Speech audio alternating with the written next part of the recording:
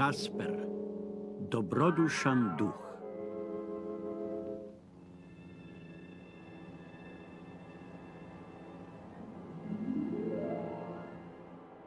Neki ljudi vjeruju u duhove, a neki drugi ljudi ne vjeruju.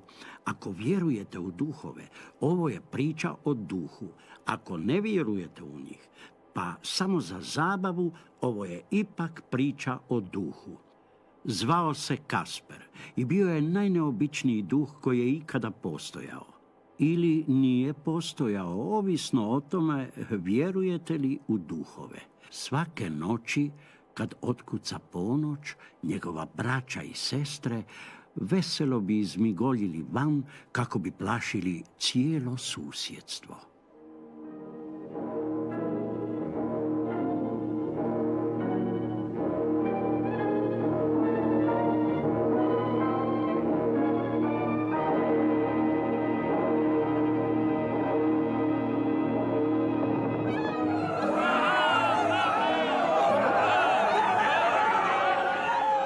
Ali ne i Kasper.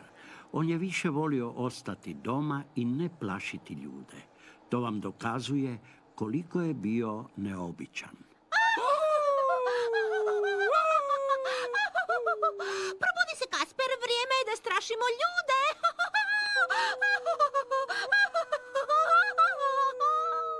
Kasper jednostavno ne voli strašiti ljude.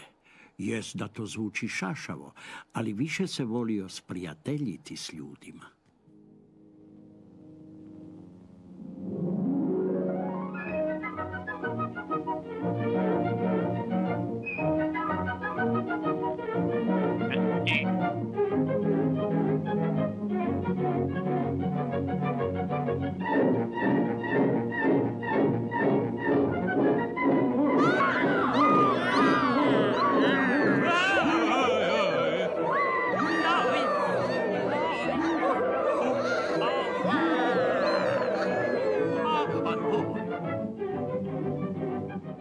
Ovo traje već vjekovima. Kasper to jednostavno više nije mogao podnositi.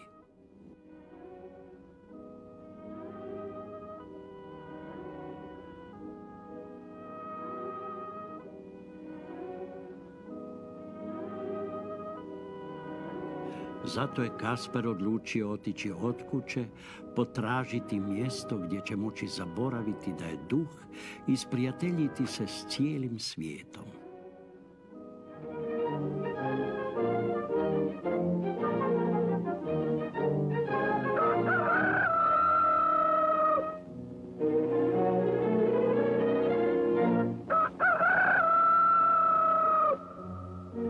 Dobro jutro, prijatelju.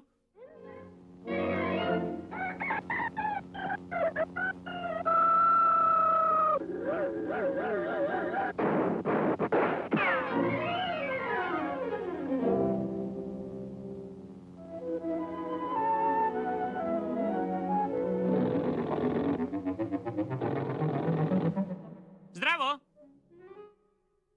Zdravo.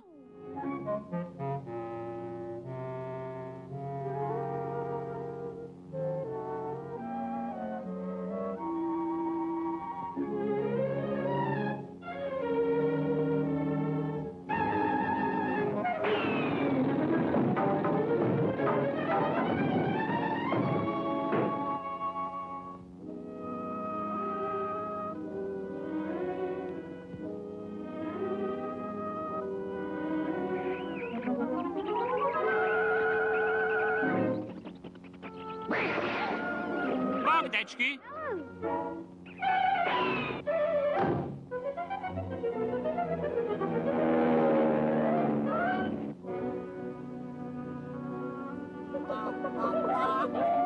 Zdravo, kokice.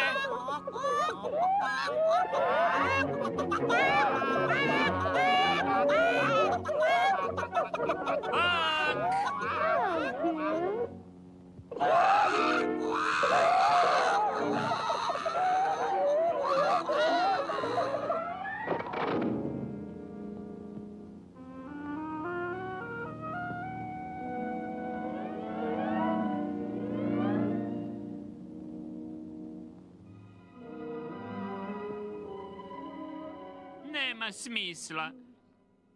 Ja sam običan, strašni, stari duh.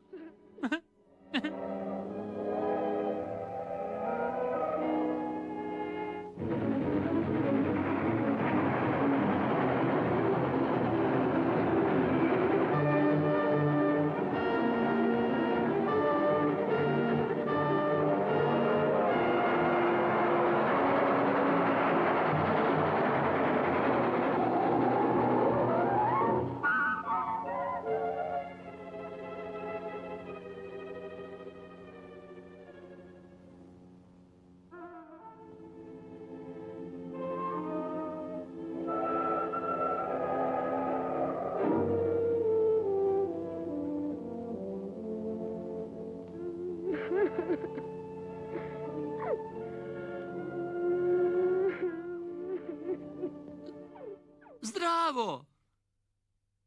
Zdravo. Zdravo. Ja sam Bonnie. Ja se zovem Johnny, a ti? Moje je ime. Zovem se Kasper. Želiš li se igrati s nama? Mene pitate? Želite se sa mnom, mislim, igrati?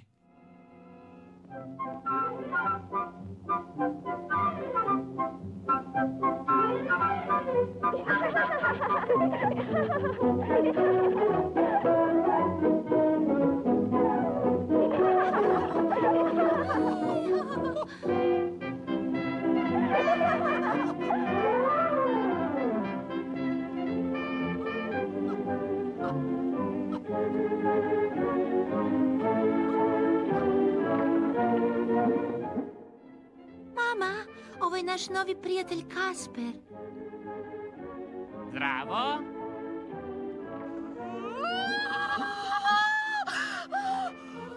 Neka netko ukloni tog duha. Ne približavaj nam se. Idi doma. Idi tamo kamo spadaš.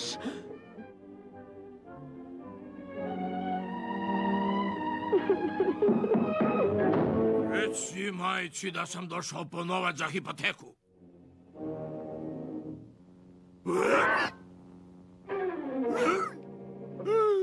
Duh! Kuća je opsjednuta, zadržite si hipoteku!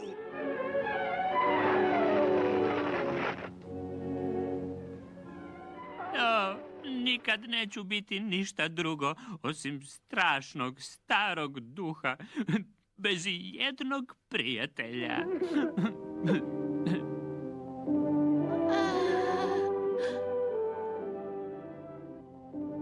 Pa ako ste osoba koja vjeruje u duhove, ovako vam je to bilo.